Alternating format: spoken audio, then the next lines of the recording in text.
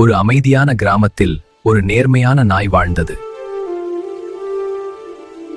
அது எதையும் பொய் சொல்லாதது, எல்லாருக்கும் உதவுவதையே விரும்பியது. ஒரு நாள் அந்த நாய்க்கு ஒரு பணப்பை கிடைத்தது. இது என்னுடையது இல்ல, உரிமையாளரிடம் கொடுக்கணும். நாய் நேரா அந்த பணப்பையின் உரிமையாளரை தேடி ஓடியது. ஐயோ, என் பணப்பை! அடுத்த நொடியே நாய் பணப்பையை கொண்டு வந்து கொடுத்தது. நன்றி நண்பா, நீ ரொம்ப நேர்மையானவன்.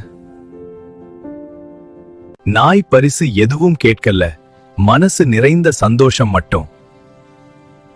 நேர்மை இருந்தா நம்பிக்கை தானாக வரும்.